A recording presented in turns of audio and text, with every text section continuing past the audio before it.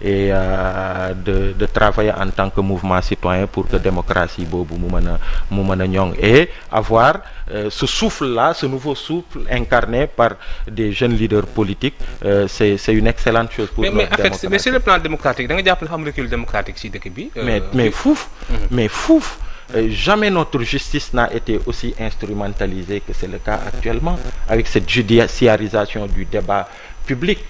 Di tëj rek ay nit yoo xamante ni ñoo fi gën a ragal kaso et j'espère que un jour inchallah quand ils seront face à leurs responsabilités, face à la justice du pays, ils auront le même courage parce que kenn du foowee la liberté des Sénégalais. Jamais la liberté des Sénégalais n'a été aussi bafouée que sous le régime de Macky Sall.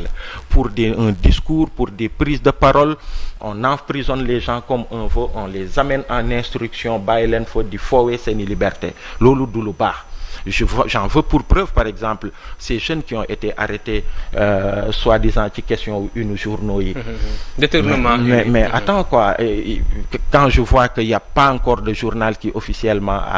a porté plainte contre eux. L'autre chose, selon les avocats de ces jeunes-là, notamment Ousmane Diagne, qui dit que c'est sur la base d'un poste bu am benn émoticône xawma lan lañ ko jàppee et aujourd'hui il a été mis sous mandat de dépôt et puis il est en instruction. Mais c'est violent. Da ngay xool tous ces dossiers avec une justice qui est ligotée lépp lu jëm ci ñi nga xamante ni ci nguur gi la ñu nekk ak les arcanes du pouvoir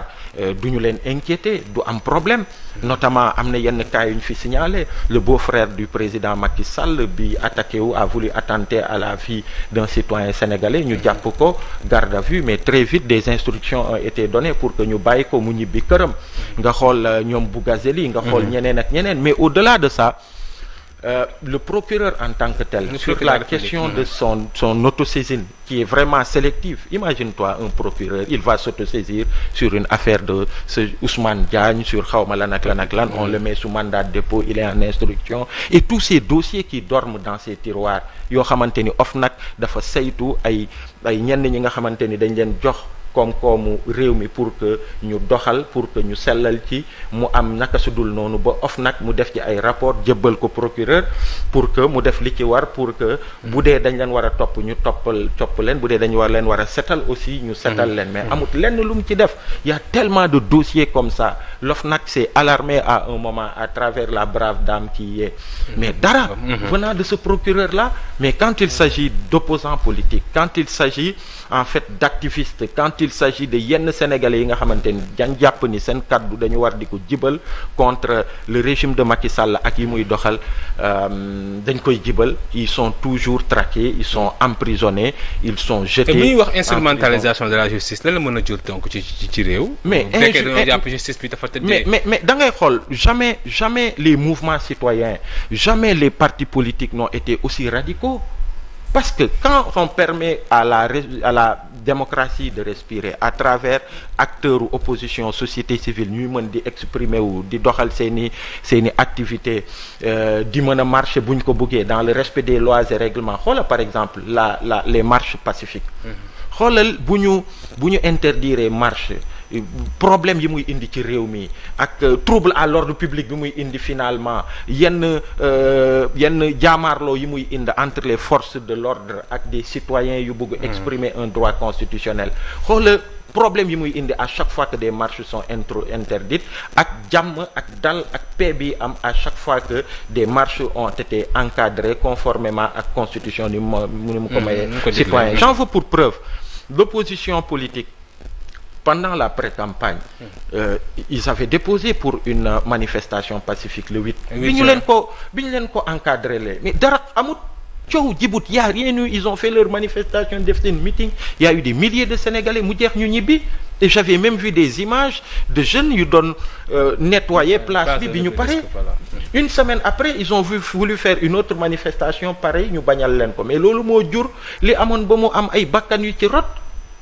Et aujourd'hui nga xool fameux arrêté Ousmane Ngom par exemple buy symboliser cela mooy cette atteinte à la liberté de manifestation pacifique des citoyens Macky Sall en 2011 taxaw na fi mu joxoñ Abdoulaye Wade ne ko sa ministre de l'intérieur arrêté bi du dëgg du yoon man bu ma fi ñëwee bu ma jëlee nguur gi dama ko fiy jëlee mooy arrêté Ousmane Ngom mais nga xool moo ko ñëw gën ko dëggal ba tey amul benn citoyen malgré le fait que ñoom Amnesty International ak ñeneen attaqué nañ ko au niveau de la cour de la CEDEAO ba ñu daan ci état du Sénégal pour que au plus vite arrêté boobu ñu abrogé ko mais ba tey fan la mujj. Donc jamais la justice n'a été aussi instrumentalisée que ça et que c'est le cas actuellement sous le régime de Macky Sall li muy jur mooy loolu mooy ay tension la des citoyens boo leen xoqatalee di leen xoqatal ba par les voies yi nga xamante ni moom la ñu bëgg muy les voies pacifiques ñu mun di exprimer wu munuñ ko def li muy indi rek mooy radicalité mooy un discours radical mooy un comportement radical te loolu baaxul ci réew mais malheureusement et ça moi je le dis très souvent en fait Macky Sall a une opposition à son image.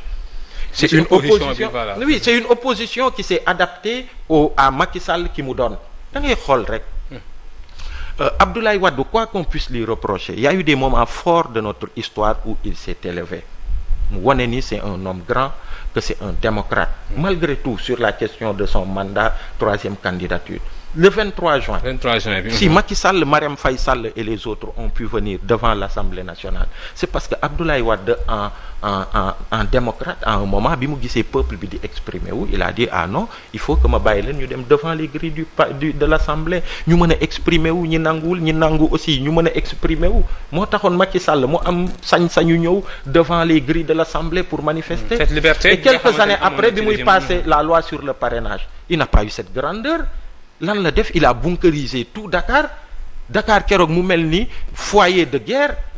au moment où à l'époque on enlevait nos enfants il y avait une insécurité sénégalais bi ñu gisee keroog li fi nekk ci takk der ci réew mi mais ils se sont dit mais ñii fan lañ nekk donc du coup c'est Macky Sall c'est une vraie déception pour tous ceux qui pensaient que un temps soit peu bu ñëwee dina fexe ba démocratie au Sénégal ñu consolider les acquis démocratiques pour que ñu mën a dem de l'avant pour que cette vitrine bi mu doon ñu koy bàkkoo fépp ci Afrique mu continuer di wéy mais malheureusement tey dañ ñuy ree tey sax les panafricains que nous sommes dañuy exprimer wu sur la démocratie d'autres pays les gens nous disent occupez-vous de Macky Sall qui est en train de